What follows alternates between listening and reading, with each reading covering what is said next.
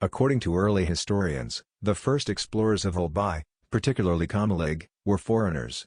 However, recent discoveries at Cagaray Island Cave, which is very close to this town, show that thousands of years ago, people from this cave came to Camalig and other Albay towns. When the Spanish explorers arrived, the ancient Filipinos were more literate than the Mexicans, and they were also advanced in civilization even before the Spanish occupation, as early Spanish missionaries documented. According to Bicol historians, in 1569, a Spanish garrison led by Captain Luis Enriquez de Guzman came to the Bicol region by chance while scouting the neighboring islands for food supplies, desperately needed by Legazpi's soldiers stationed in Panay. De Guzman traveled inland from the coast of Sorsogon to Camalig, Albay. He came across a prosperous settlement whose residents stored their farm produce in small huts with grass roofs and no walls, known as Camalig in the local language. Following a brief rest in Camalig, de Guzman and his men made their way back to Panay. It is easy to see how Camalig got its name from these native huts used for harvesting or storing crops.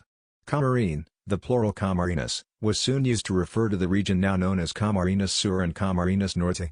Camalig was previously a part of the larger province of Camarines.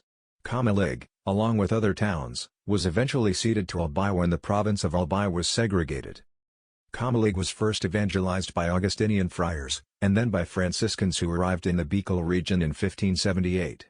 Camalig was established as a town in 1579 by Franciscan missionaries led by Father Pablo de Jesus and Father Bartolomé Ruiz. They carried on the work begun by the Augustinian chaplains of the region's early Spanish expeditions. In 1605 a parish was established in honor of Saint John the Baptist. People are aware of the hardships endured by Camalig residents during the Moro depredations from 1569 to 1818. The Moro were constantly burning, destroying properties, and capturing people. In 1752, 900 Maranao came to destroy the towns of Albay, Guinabatan, Libon, Bacacay, Malanao, Camalig, Libon, and Tiwi. The government appeared to be defenseless against Moro incursions. Mount Mayon's 1814 eruption devastated and buried the entire town of Camalig, as well as the towns of Quechua, Badao, and parts of Guinabatan and Albay. For a time, the town site was relocated to Sitio Tondo, where it remained for several years. Residents were forced to relocate to a higher and safer location due to the menacing mudflow of Mount Mayon.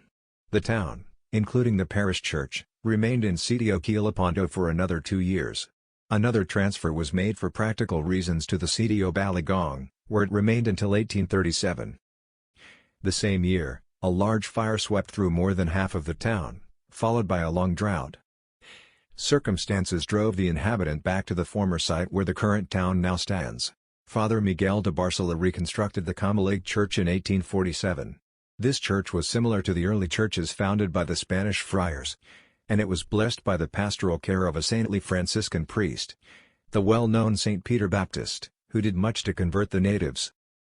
The town has emerged from dormancy and into a flurry of activity. This municipality is proud of its new generation of brilliant and enthusiastic youth because it has raised and nurtured many successful professionals who carry the name and prestige of this town here and abroad. When compared to previous administrations, the town's income has more than doubled. Natural disasters and calamities may occur, but they are only temporary. Following that, peace and tranquility reign supreme. Mayon volcano represents bravery and hope. Her grandeur and beauty serve as an inspiration to all Camalig residents.